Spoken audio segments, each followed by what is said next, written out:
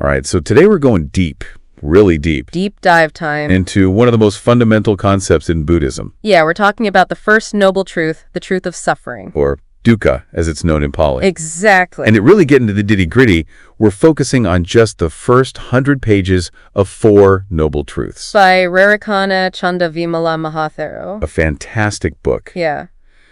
Before we jump into the book, though, I kind of want to pose a question to our listener.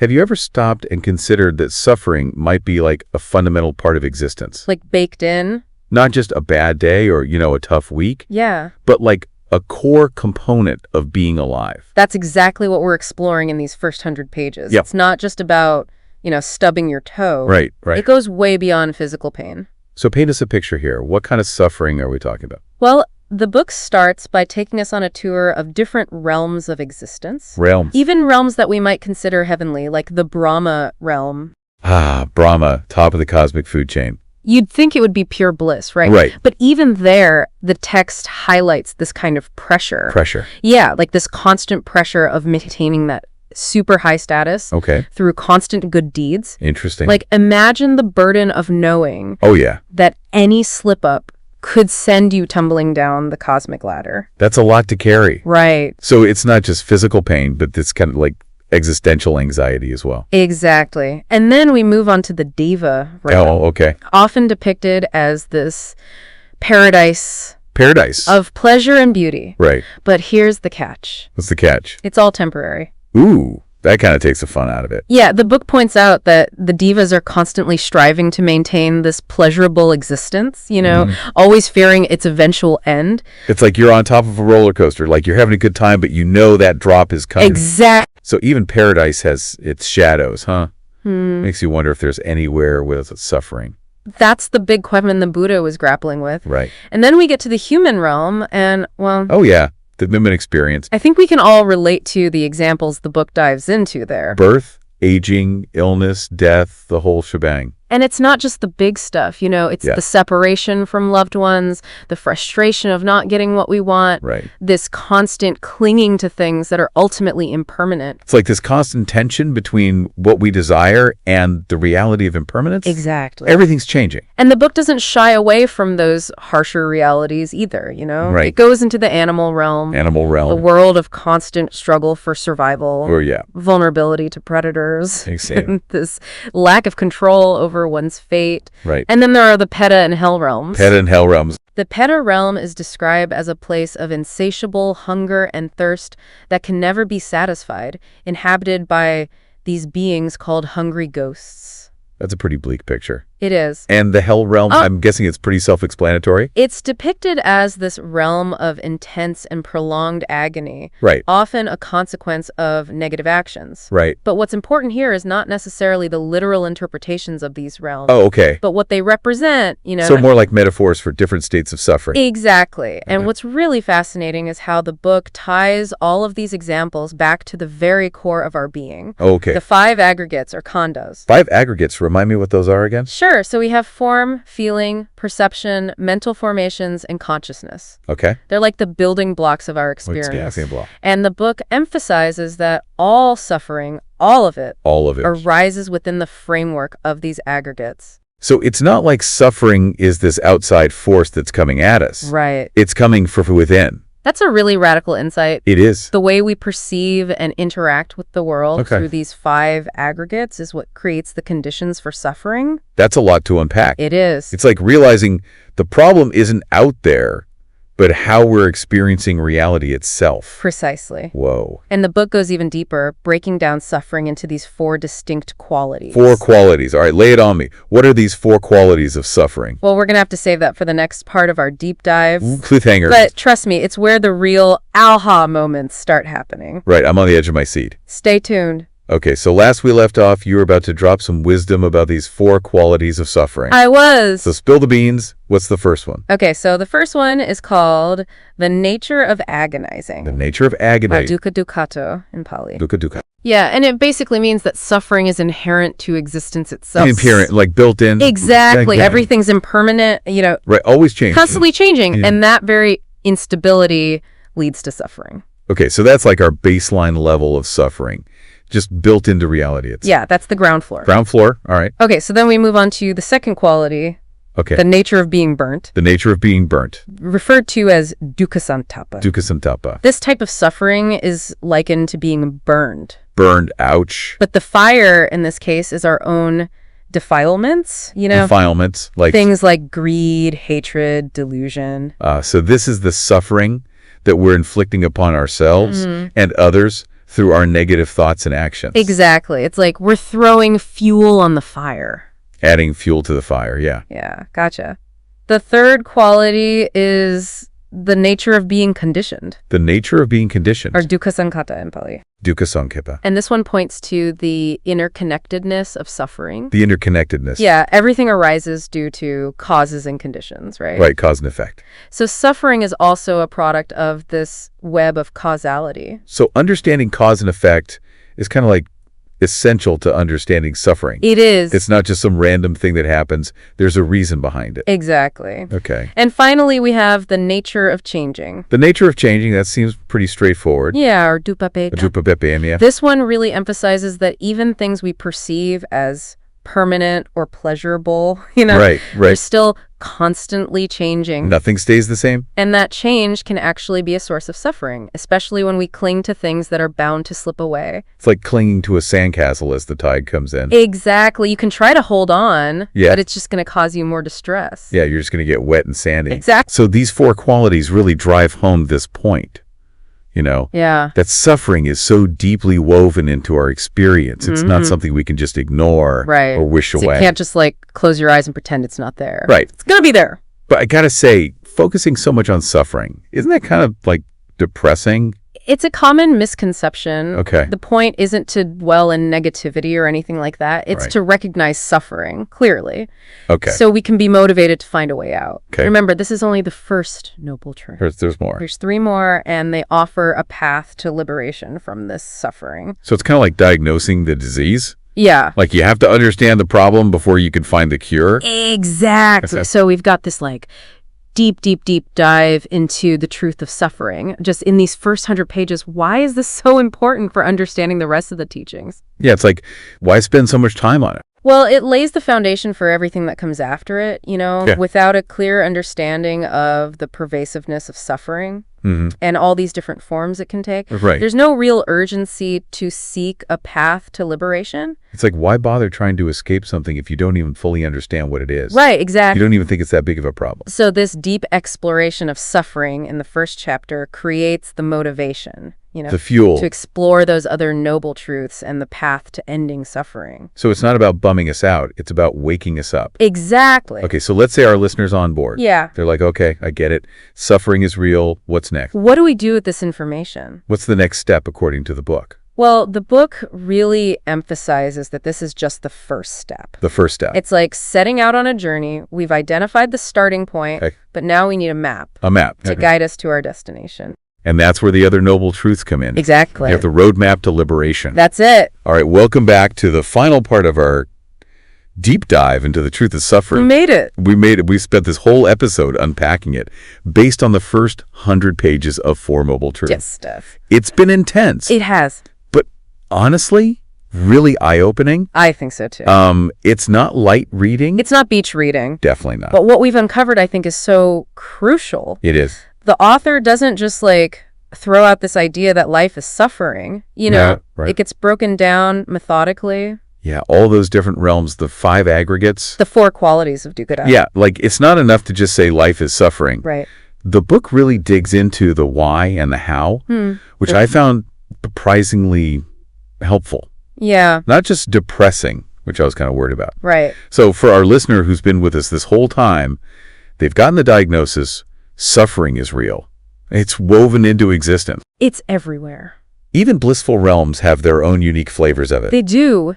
So what now? This is where it gets exciting. Okay, tell me more. Remember, the truth of suffering is only the first of the 4 noble truths. Okay. It's the foundation, but not the whole structure. The foundation, okay. So without spoiling the rest of the book, Yeah, don't give it all away. what does the author kind of hint at Yeah. in these first 100 pages about a path forward? Okay. Well, towards the end, there's this line that really struck me. Oh, yeah. It says something like, recognizing the truth of suffering is not meant to lead to despair, but to ignite the fire of liberation. Ooh, I like that. Right. So it's not about wallowing, it's about motivation. Yeah. But how do we get from point A, all this suffering, Yeah. to point B, liberation? That's the big question. That is the question. Well, the book definitely doesn't lay out like the whole roadmap in these first 100 pages, Right. but it does start to point towards the source of the problem. Which is, drum roll, please. Our own minds, Our minds? specifically our clinging and craving. Okay. The author uses this term, kilesas, No, these that's- mental states like greed, hatred, delusion. Right. We talked about the adding fuel to the fire. Yeah. Are you saying that our own minds are kind of the root of the problem here? It's a radical shift in perspective It is. that Buddhism offers. It's Yeah. not that bad things don't happen, Right. but it's our reaction to them, Yeah. fueled by these kilesas, Yeah. that creates so much of our suffering. So even if we could magically eliminate all the external sources of suffering, illness, loss, whatever, Right. we'd still be creating it internally if we haven't dealt with those kilesas. That's the idea. Wow. Which is why understanding the truth of suffering is so crucial. It forces us to look inward, Yeah. to confront those patterns of clinging and craving Okay. that are causing us so much distress. So I'm seeing now how those first 100 pages are laying the groundwork Yeah, for a total mental makeover. right. But that sounds like a lot of work. It is. Is there any hope There is. that we can actually change these deeply ingrained patterns? That's where the real beauty of the Four Noble Truths comes in. Yeah. The author makes it so clear. Yeah. Suffering exists. Yeah. But it's not our destiny. Okay. There is a path to liberation, to ending those patterns of clinging, Right. and finding lasting peace. And that's what the rest of the book explores. Man, now I'm even more curious to read what comes next. You got to read it. So for our listener, if this deep dive has sparked some serious introspection, Yeah. what's our takeaway message? I think the most important thing is to remember this. Recognizing suffering isn't about pessimism. It's about honesty. Honesty. It's about seeing clearly the ways in which we create our own suffering so that we can then be motivated to seek a path to liberation. It's like the first 100 pages are like holding up a mirror to our own minds, showing us the patterns we need to work on. Not to beat ourselves up about it, Right. but to empower us to change. Exactly. And that's a pretty powerful place to start. It is. Well, I don't know about you, but this deep dive has definitely given me a lot to think about. Yeah, me too. I'm off to finish the rest of Four Noble Truths Do it. and see where this path to liberation leads. It's a good one. And to our listener, if you're ready to explore this further, we highly recommend picking up the book yourself. It's worth it. It's a journey worth taking. And until next time, may your journey be filled with insight, and may you find the peace and freedom you seek. All right, everyone, get ready for a deep dive today. Ooh, I love deep dives. I know, right? Today, we're diving deep into Buddhist philosophy. Always a fascinating topic. Absolutely.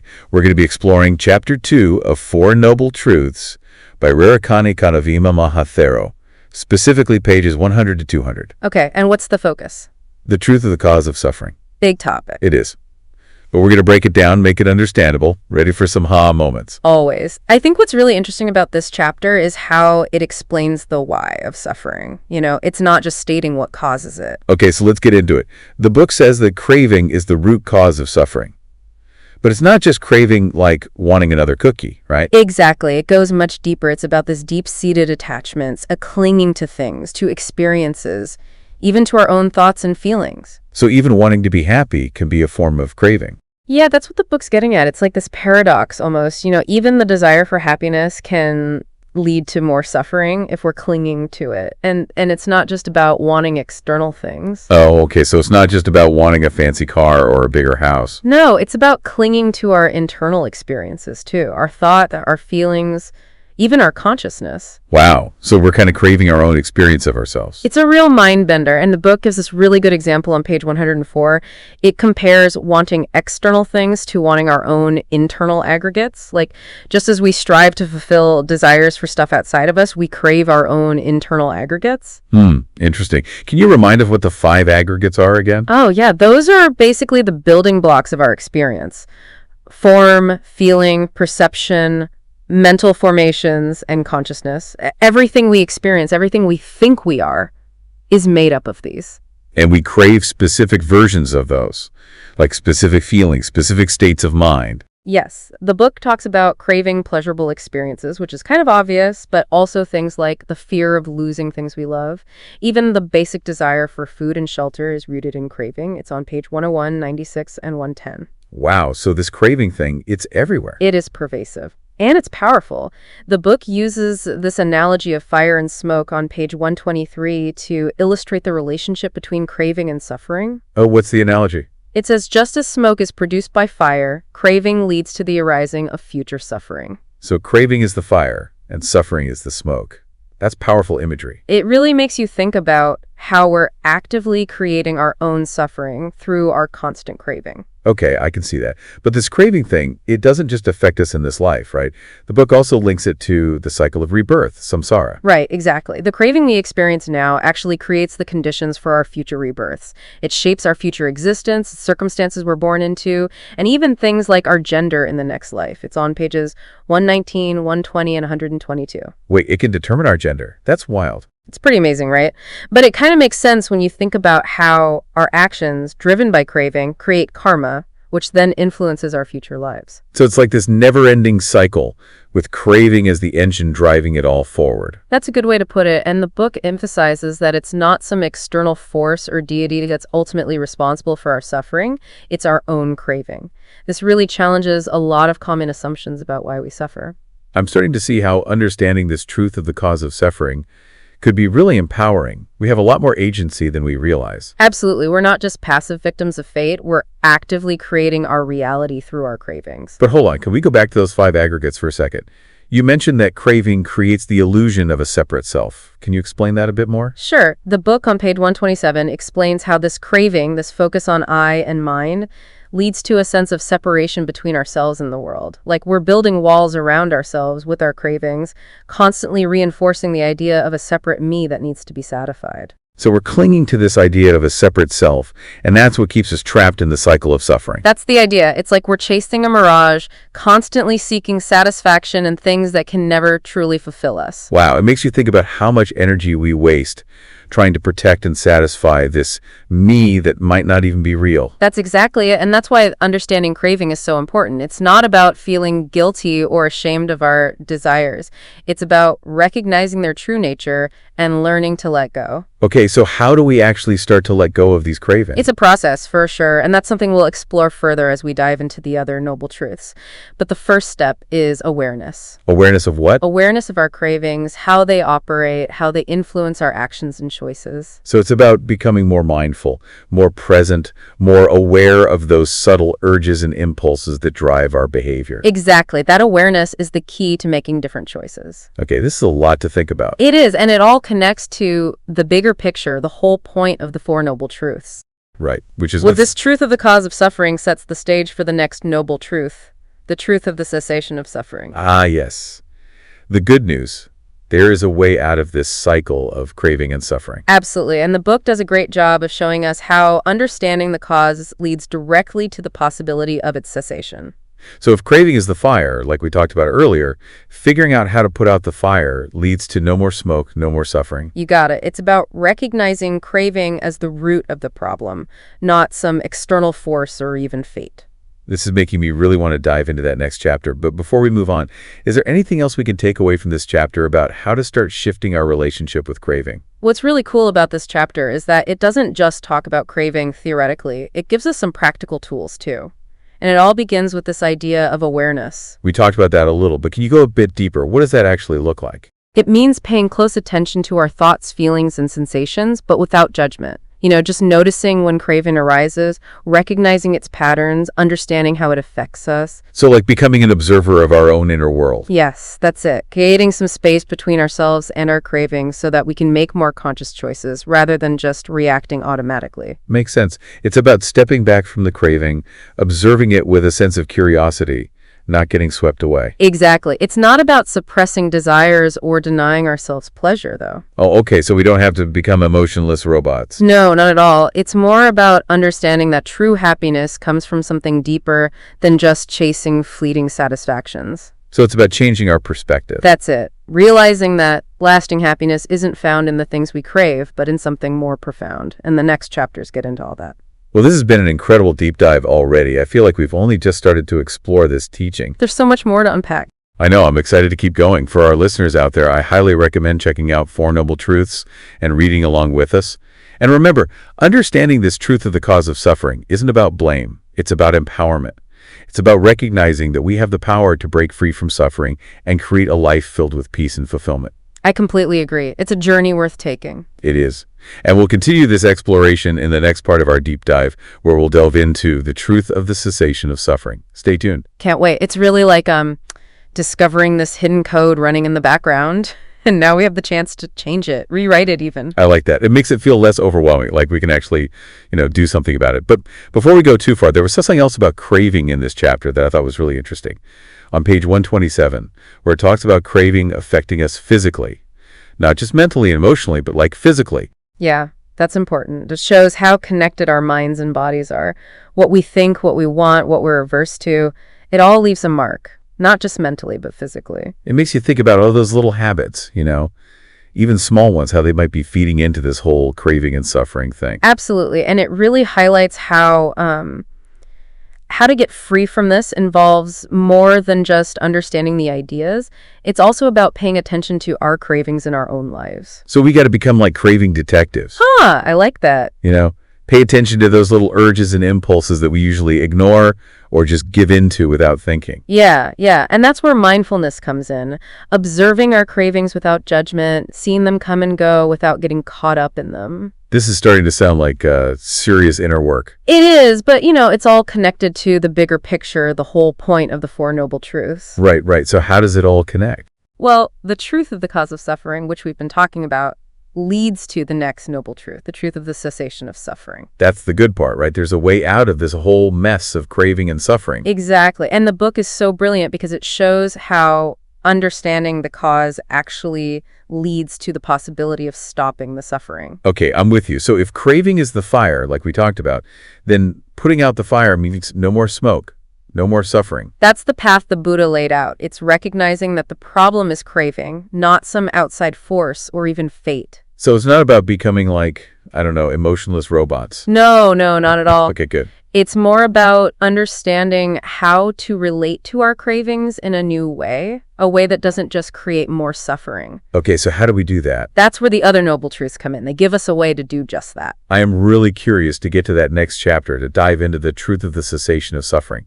It feels like we've just opened the door to a whole new way of looking at things. It is a new way of seeing things. And it can be so freeing. It's about realizing we have more control than we think. And that we're not alone on this journey.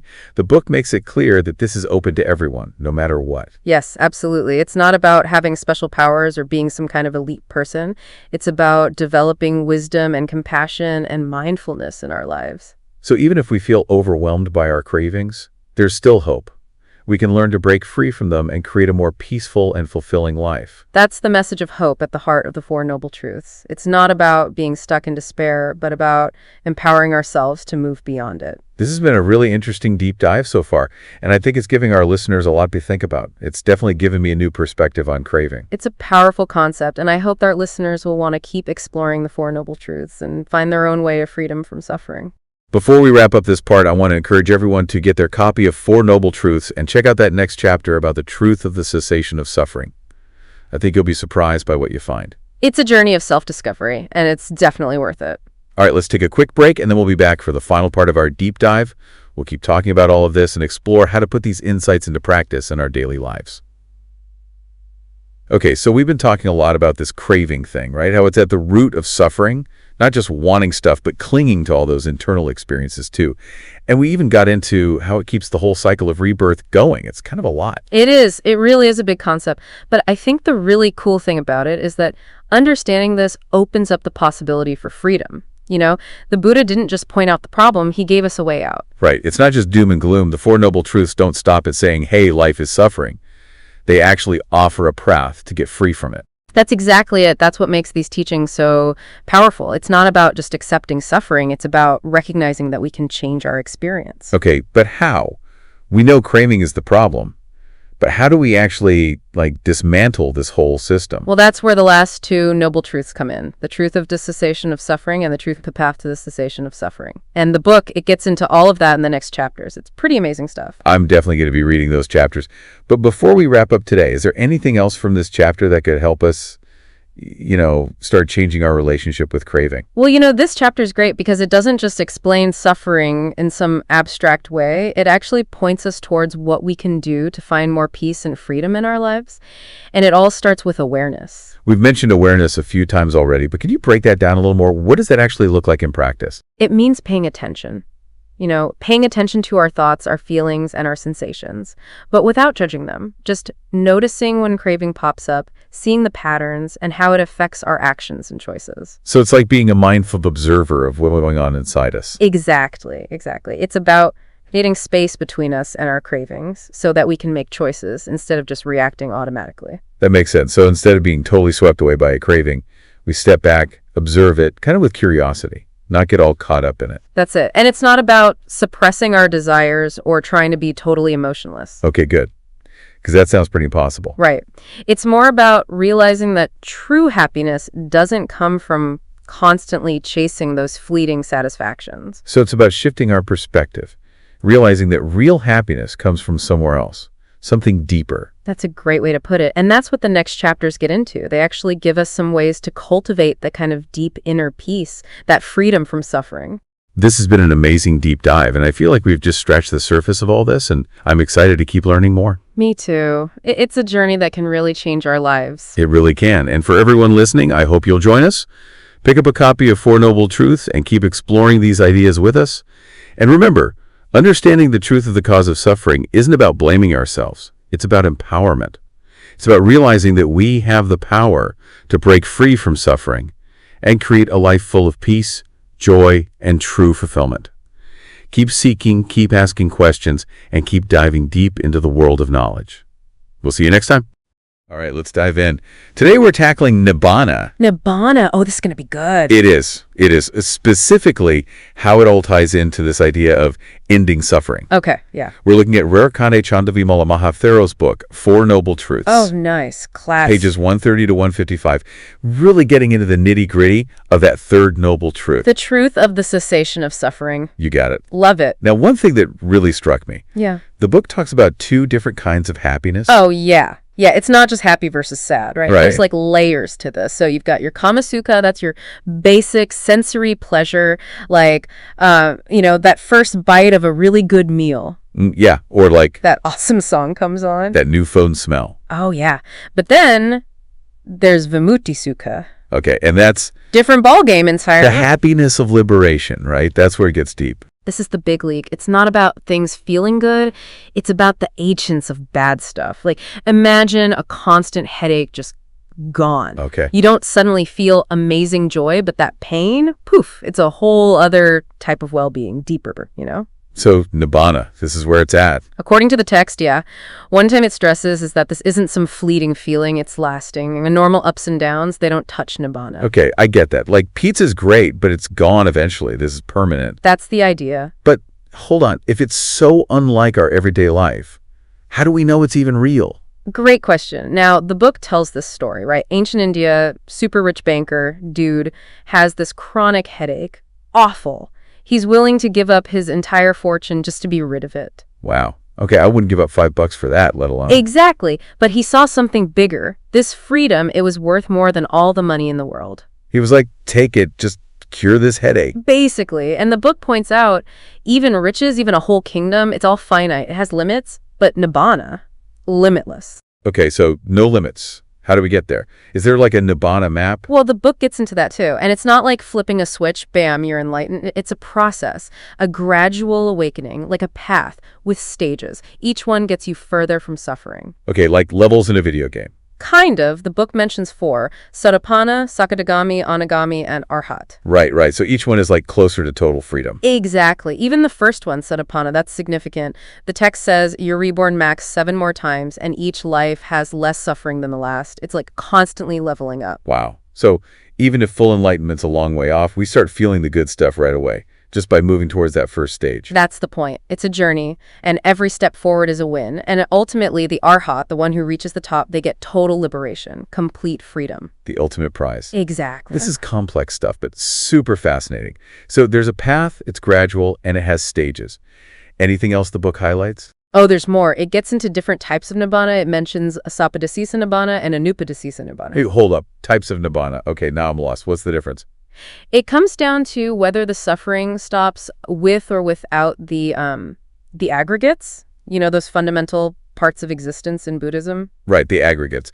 But for folks who might not be familiar, can we quickly recap those? Sure. 5 of them form: feeling, perception, mental formations, and consciousness. They're kind of like the building blocks of what we think of as me. Body, emotions, thoughts, awareness, all that jazz. Okay, got it. So Sapadhisisa Nibbana is like, some of these aggregates stick around even though suffering stopped. But Anupadhisisa Nibbana, that's the whole shebang gone, like 0 aggregates left. You nailed it. It's a subtle difference, but the book makes it clear this matters in Buddhist thought. It's about different levels of liberation being possible. Whoa. Okay, my brain's doing a workout here, but this is good. Now, I think the book also briefly mentions Kilesa Parinibbana and Khandhatari Nibbana, right?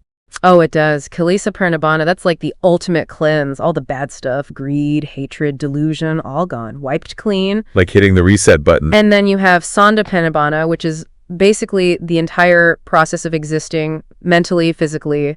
It all just stops, like the ultimate endpoint. So we're talking about a state where there's no me as we know it. Exactly. And this is where things get really interesting, because this ties directly into anatta, the idea of no self.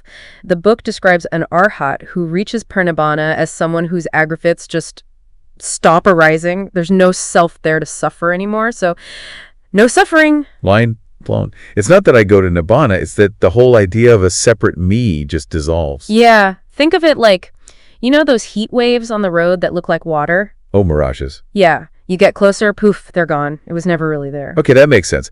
But how does this apply to, us regular folks still stuck dealing with self and all its problems?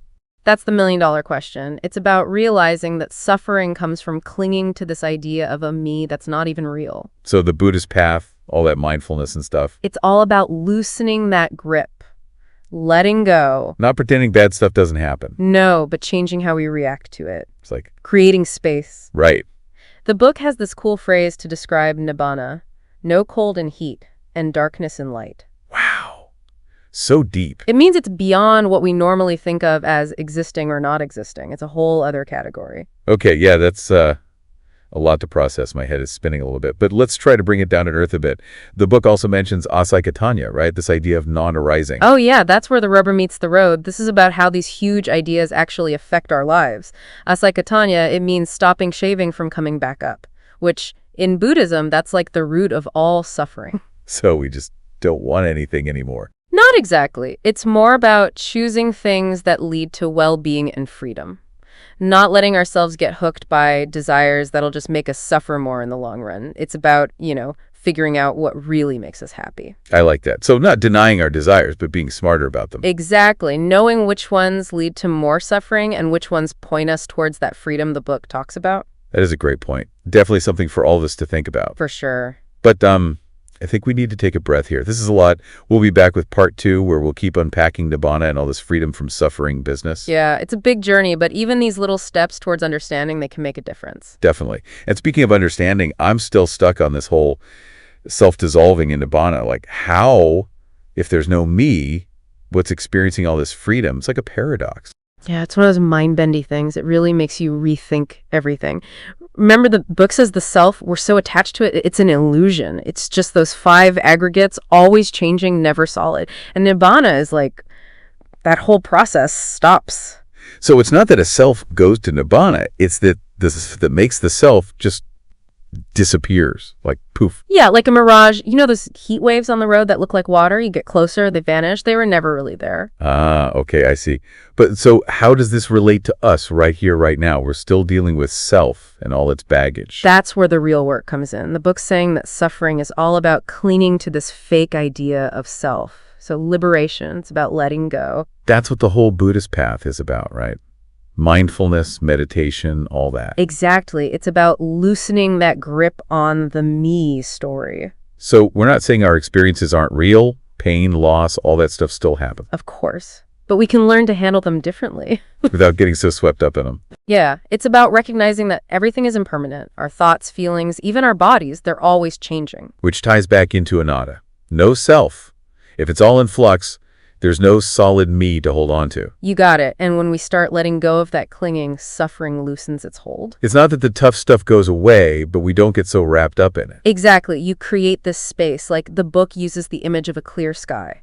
When the clouds of craving and attachment disappear, you can see the vastness of nibbana. Okay, I love that analogy. But if nibbana is this vast, limitless thing, how could it be found in our everyday, limited lives? Well, think of it like this. The book suggests nibbana isn't a place you go. It's a way of being. It's everywhere. It's always there, even if we don't see it. Yeah, like the air we breathe, it's always around us. We just usually don't notice it. But with mindfulness and right view, we start to tune in. So it's not about some big, flashy enlightenment moment. It's more about these small shifts in our awareness and how we see things.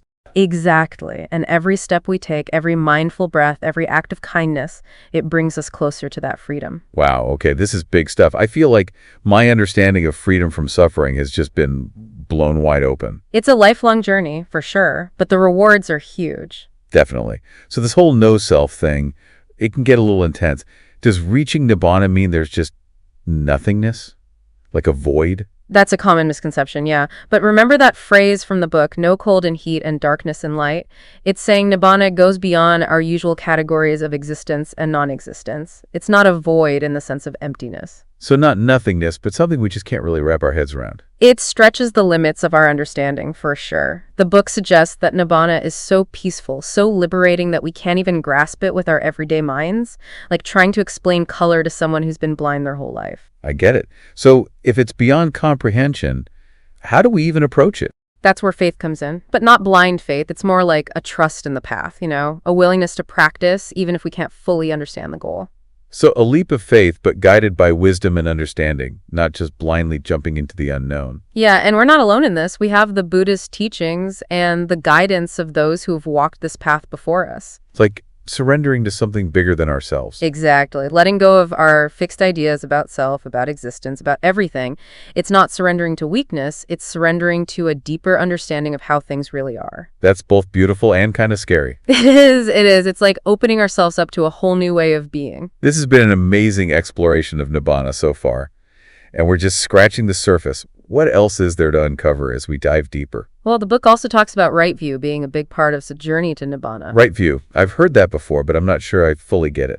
It's part of the Eightfold Path, that roadmap the Buddha laid out. It's about seeing the world clearly, without illusions or misconceptions. So it's not just about having the right opinions. It's deeper than that. It's about understanding the true nature of reality, like the fact that everything changes, everything's connected, and there's no separate self. So it ties into what we've been talking about, letting go of our old ways of seeing things. Exactly. And that shift in perspective, it can be huge. It challenges everything we thought we knew. It sounds a little uncomfortable, but also freeing. That's the thing. So how do we develop right view? Can we just decide to have it? It's not a willpower thing, unfortunately. It's a process. It takes study, reflection, and practices like meditation to help us see things clearly. Like training our minds to see the world differently. Exactly. And it's a lifelong journey. It never really ends. Exciting and a bit daunting. But it all comes back to surrender, doesn't it? We can't force right view, but we can create the conditions for it to emerge naturally. Well said. And as our understanding grows, so does our understanding of nibbana and the possibility of freedom from suffering. It's like they go hand in hand. The clearer we see, the more we can glimpse something beyond suffering, beyond our normal experience. That's it. And even though nibbana might seem far off, the benefits of right view are immediate. When we see things more clearly, we naturally make choices that lead to more peace, compassion, and well-being. It's not just about escaping suffering someday, but living a better life right now. Absolutely. The path to nibbana isn't about escaping reality. It's about transforming how we experience it. Wow, this deep dive has been so insightful. We've covered so much, but it feels like we're just getting started. There's always more to explore. The path to liberation is full of challenges and discoveries. On that note of endless possibility and peace, I think we need to wrap up this episode. But before we go, I want to leave our listeners with a thought. We've been talking about nibbana as this incredible state of liberation. But what if it's closer than we think? What if it's not a distant goal, but something that's always present, if we just knew how to see it? That's a great question. One we should think about. Thanks for joining us on this deep dive. We'll be back next week with another exploration of fascinating ideas and concepts. Until then, keep seeking, keep questioning, and keep diving deep. Back again, still diving deep into Nibbana. Still mind-bending, too. Oh, absolutely. All this talk about right view and perspective shifts, it makes me think about mindfulness. How Nibbana isn't some far-off thing, but something available now. The book kind of hints at that, right? Totally. And mindfulness is key. It's about being present, fully aware of thoughts, feelings, sensations, no judgment, just observing. So instead of getting lost in our heads or chasing after whatever feels good, we can find peace just by paying attention to what is right here, right now. And as we get more mindful, we start seeing impermanence firsthand. Everything's changing all the time. Thoughts, emotions, even our bodies, nothing stays the same. Which connects to anatta. If it's all in flux, there's no solid me to cling to. Exactly. And as that clinging loosens, so does suffering. It's not that bad stuff stops happening, but we react differently. Less drama, More space between us and the experience. Yes. The book uses a great analogy, a clear sky. When the clouds of craving and attachment clear out, you see the vastness of Nibbana shining through. I like that.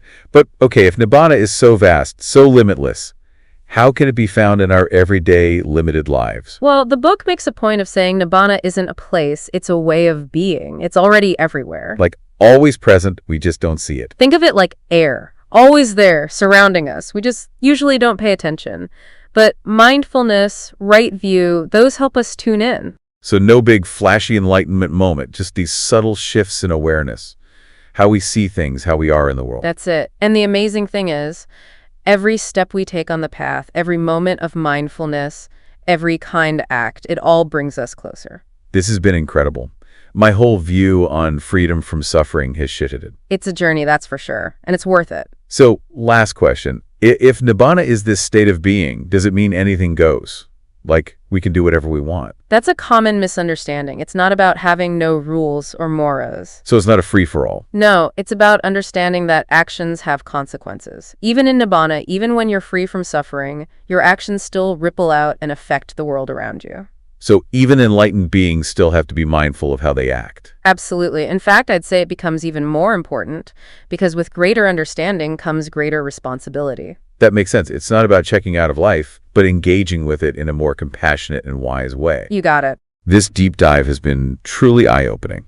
Thanks for exploring these ideas with me. Anytime. It's always a pleasure to talk about this stuff. And to our listeners, thank you for joining us.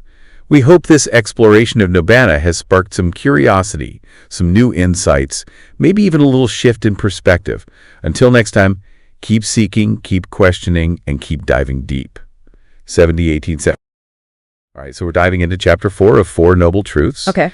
By Rerukane Chandawimala Mahathero. All right. Translated by DJ Percy Silva. Sounds good. You want to go from page 155 onward, and we're focusing on the path to the cessation of suffering. That's it. So that's our deep dive today. Wonderful. And what I find fascinating is that this book really uses a lot of examples of beings from different realms. Absolutely. To kind of illustrate how universal suffering is. It does. So before we even get to the path itself, I'm kind of curious, Yeah. What does the book say about the nature of suffering Right. in these different realms? Like, is it all just, fire and brimstone and hell and rainbows and butterflies and diva realm?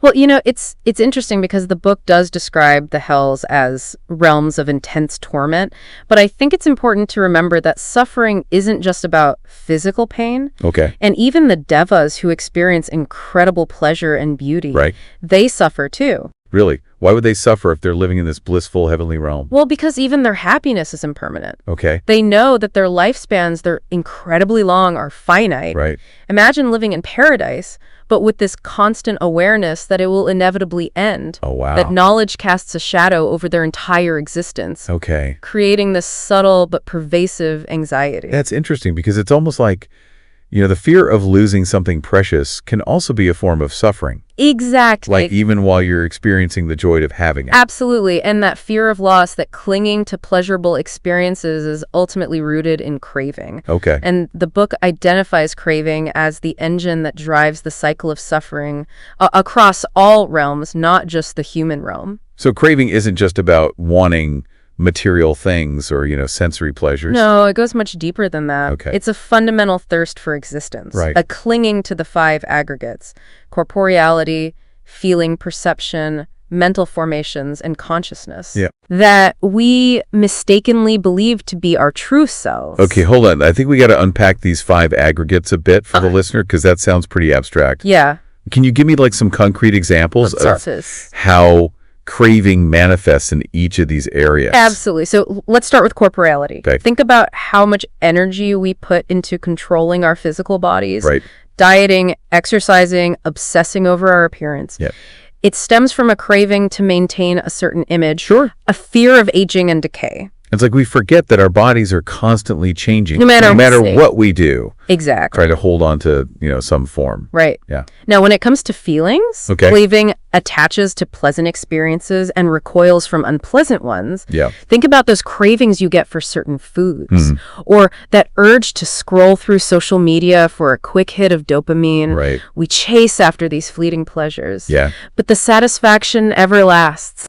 It's like that saying, pleasure is like drinking salt water. Yes. It only makes you thirstier. Exactly. Now, with perception, craving distorts how we see the world. Okay. We tend to focus on what we want to see, Right. what confirms our desires, Right. and ignore or downplay anything that contradicts our preferred narrative. So it's like craving builds its own little echo chamber in our minds. Yes, and it can be incredibly convincing. Wow.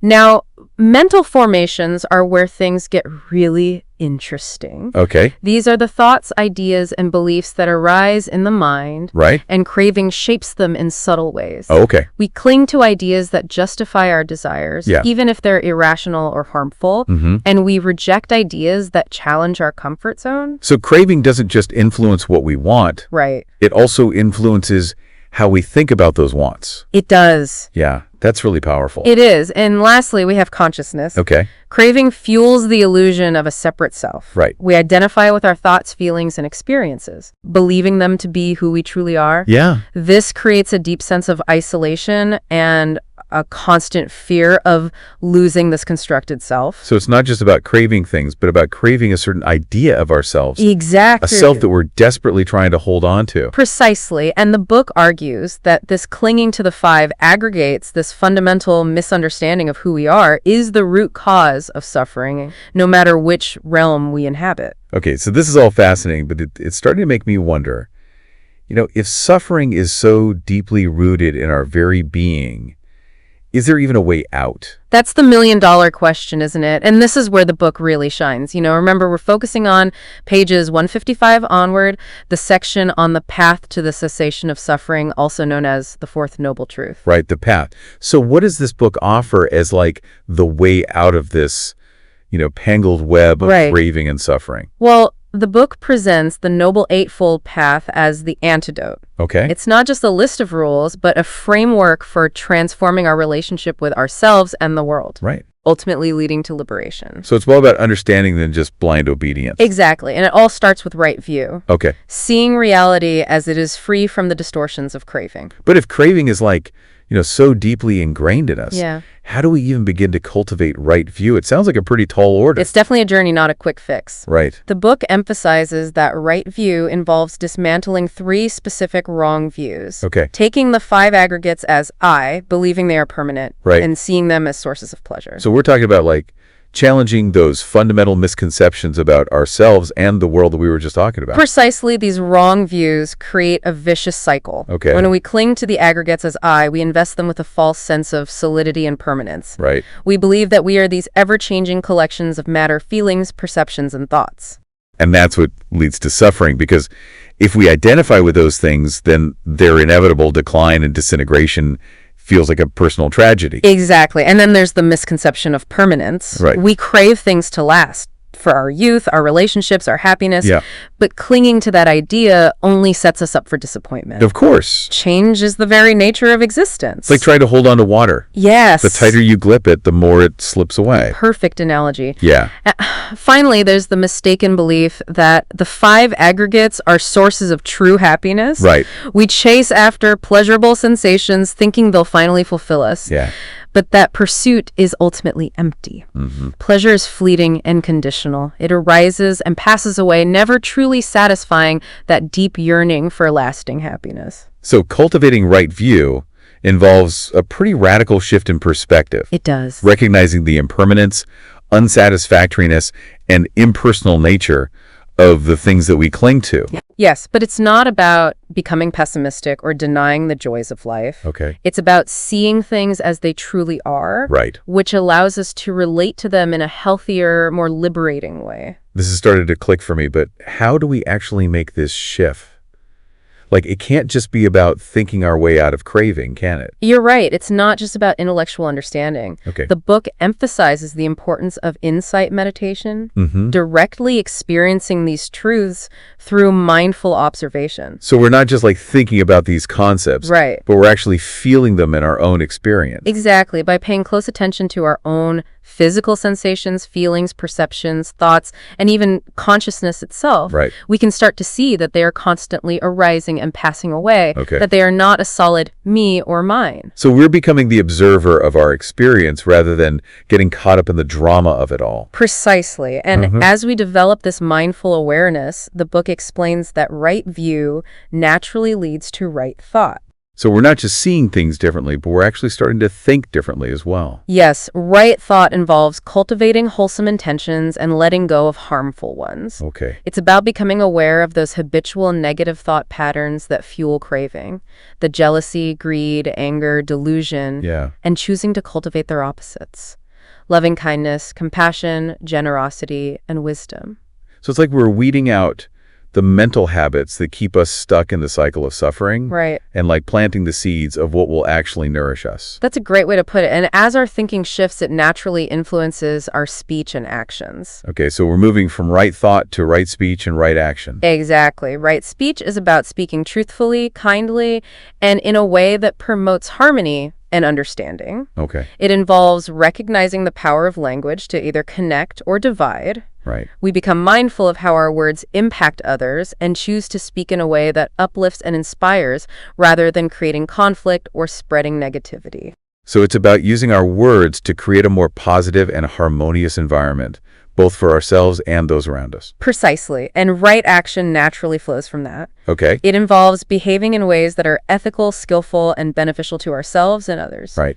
This means refraining from actions that cause harm, like stealing, lying, or engaging in violence, and cultivating actions that promote well-being, like generosity, kindness, and compassion. So it's about putting those right thoughts and right words into practice in our daily lives. Exactly. And right action extends to our livelihood as well. Okay, so right livelihood, what does that entail? It's about engaging in work that is ethically sound and doesn't contribute to the suffering of ourselves or others. So choosing a profession that aligns with our values. Yes. And contributes to the well-being of the world. Exactly. Yeah, and this can be tricky to navigate in our modern world where so many industries are built on, exploitation or harm in some way. You're right. It's not always easy. But the book emphasizes that right livelihood is a crucial aspect of the path, especially for those seeking true liberation. Okay, so we've covered the first 5 factors: right view, right thought, right speech, right action, and right livelihood. Yes, That's a lot to take in. it is. What comes next on this path? Now we delve into the more internal meditative aspects of the path, beginning with right effort. Okay, so let's shift gears a bit. What exactly does right effort entail? Right effort is about skillfully directing our energy and attention. Okay. It's about intentionally cultivating wholesome qualities and letting go of unwholesome ones. So it's like we're becoming the gardeners of our own minds. Yes. Consciously weeding out the negative and nurturing the positive. Right. Effort has 4 components. Okay. Preventing unwholesome states from arising. Right. Abandoning those that have already arisen. Okay. Cultivating wholesome states and maintaining those that have been developed. So it's not just about passively observing our thoughts and emotions, Right. but it's about actively shaping them. Exactly. And this active engagement prepares the ground for right mindfulness. Okay, mindfulness, that's a buzzword these days. It is. Everyone seems to be talking about it. But what does right mindfulness actually mean in the context of the Eightfold Path? Right. Mindfulness in the Buddhist sense is much more than just a relaxation technique. Okay. It's about paying attention to the present moment with clarity and non-judgmental awareness. Right. It's about noticing the arising and passing away of all phenomena, our thoughts, feelings, sensations, perceptions, Yeah. without getting swept away by them. So it's about becoming the observer of our experience rather than getting lost in the drama of it all. Exactly, right? Mindfulness allows us to see things as they truly are, impermanent and ever-changing, Right. which helps loosen the grip of craving. Because when we see that everything is impermanent, Yeah. we become less attached, less afraid of loss, and less driven by that need to control. Precisely. And this ability to observe with clarity naturally leads to the final factor of the path, right? Concentration. Okay, so right. Concentration, is this where like those images of monks meditating in serene settings come in? Well, yes and no. Okay. While meditation is certainly a key tool for cultivating right concentration, it's important to understand that it's not just about withdrawing from the world. Right. It's about developing a mind that is calm, focused, and resilient even amidst the challenges of daily life. So it's about bringing that meditative awareness into all aspects of our lives, not just when we're sitting on a cushion with our eyes closed. Exactly. Now, the book emphasizes that simply knowing the Eightfold Path intellectually isn't enough. Right. It's about embodying these principles, right view, right thought, right speech, all the way to right concentration in our thoughts, words, actions, and overall way of being in the world. So it's a process of like ongoing cultivation and refinement. It's not like you flip a switch and suddenly you're enlightened. It's a journey, not a destination. Right. And each step along the path brings us closer to liberation from suffering. This is all incredibly insightful. The book mentions the Noble Eightfold Path being divided into categories. Could you shed some light on that? Of course, the path is often described in terms of three main categories: wisdom, ethical conduct, and mental discipline. Okay, so it's like a three-pronged approach to transformation. Decisely, wisdom, which includes right view and right thought, is about seeing things as they truly are, free from delusion. Okay. Ethical conduct, comprising right speech, right action, and right livelihood, is about living in a way that's skillful, harmonious, and beneficial. Right. And mental discipline, which encompasses right effort, right mindfulness, and right concentration, is about training the mind to be calm, focused, and present. It's fascinating how those three categories work together. Like you can't really have ethical conduct without wisdom. Right. And mental discipline supports both of those. That's a key insight. The three categories are interconnected and support each other. Yeah. They're not separate paths, but aspects of a unified approach to liberation. So it's a holistic path that addresses every aspect of our being. Yes, a beautiful way to put it.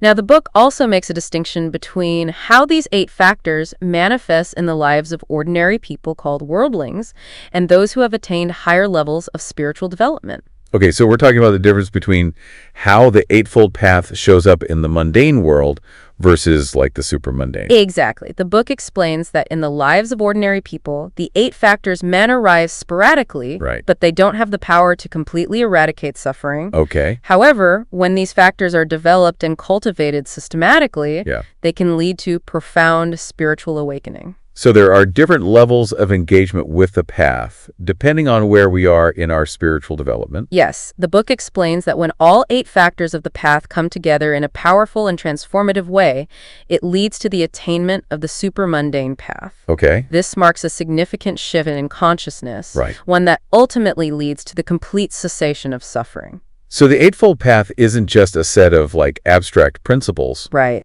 but it's a path that can actually lead to a radical transformation in our experience of reality. That's the core message the book emphasizes, that the path to liberation is available to anyone who's willing to put in the effort.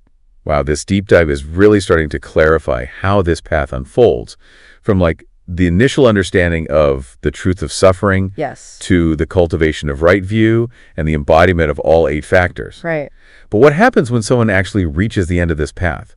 What does liberation actually look like? That's the big question, isn't it? What happens when we actually reach the end of this path? What does liberation feel like? Yeah, what does it look like? Well, the book describes it as true liberation, which is called nibbana, and it's not some far-off heavenly realm or like a blissful state of mind. Okay. It's not about escaping the world, but about fundamentally transforming our relationship to it. Okay, so it's not about like adding something to our experience, Right. but about taking something away. Exactly. Remember, we're focusing on Chapter 4, specifically pages 155 onward, which emphasizes that the path to the cessation of suffering involves uprooting the cause of suffering itself. Right, and that causes craving. Exactly. But how do we just take away craving? Right. It feels so deeply ingrained, so much a part of who we are. That's where the distinction between conventional reality and absolute reality comes in. Okay. The book talks about Paramatha and Papanyaka, Whoa. which might sound a bit intimidating, Yeah. but they're actually quite simple concepts. Okay, let's break those down. What are Paramatha and Papanyaka?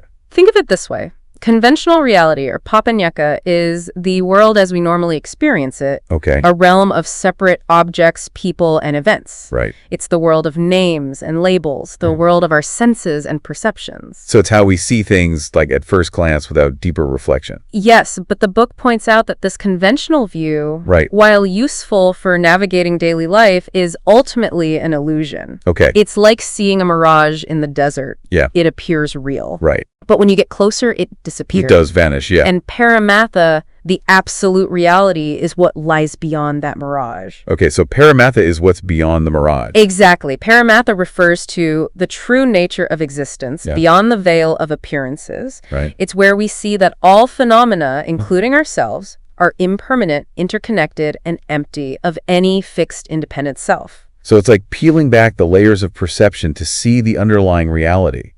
But how do we actually do that? How do we access this absolute reality? That's where the practice of insight meditation comes in, Right. which the book emphasizes throughout this section. Intellectual understanding alone isn't enough to break free from suffering. Right. We need to directly experience these truths. Impermanence, unsatisfactoriness, selflessness, Yeah. through mindful observation. So it's about going beyond the conceptual level and actually feeling these truths in our own experience. Precisely, through careful observation of our physical sensations. Yeah. Feelings, perceptions, mental formations, and even consciousness itself, Right. we begin to see that they're constantly arising and passing away. Okay. We start to understand that these things are not me or mine. Right. They're simply processes happening within awareness. And as that understanding deepens, our clinging to the five aggregates starts to loosen, leading to a lessening of suffering. Exactly. The book uses the analogy of a fire being extinguished Okay. when the fuel of craving is removed. Yeah. The flames of suffering naturally die out. Right. What remains is the inherent peace and clarity of nibbana. That's a powerful image. So Nibbana isn't about adding something to our experience. Right. It's about letting go of what's been fueling the fire of suffering all along. Yes, and the book goes even deeper, exploring the different types of nibbana one might experience as they progress along the path. Wait, so there are different types of Nibbana? In a way, yes. The book describes the nibbana experienced by stream enterers, Okay. once returners, and non-returners, each marking a stage of increasing liberation from the cycle of rebirth. So they've tasted freedom, Right. but they're not fully liberated yet. Exactly. The book explains that the most complete and absolute form of nibbana is that which is attained by the arahant. Okay, who is the arahant? An arahant is a fully awakened being who has completely extinguished all defilements, Wow. including craving, aversion, and ignorance. Okay, They have attained complete liberation from the cycle of birth and death, right. and experienced nibbana in its fullness. Wow, that sounds like the ultimate achievement. It is, and the book emphasizes that it's a possibility for anyone who wholeheartedly commits to the path laid out in these pages. This has been so insightful. So to recap, the path to ending suffering, as described in Chapter 4 of Four Noble Truths, isn't about running away from the world, but about deeply understanding its true nature. Yes. It involves cultivating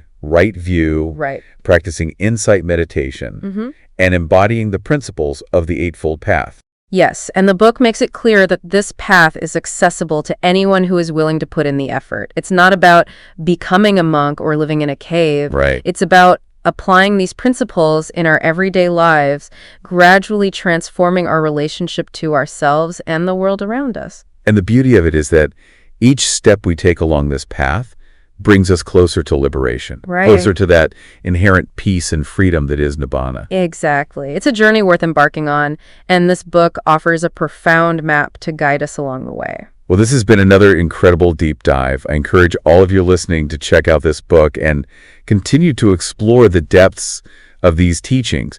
Who knows what other gems of wisdom you might uncover on your own journey?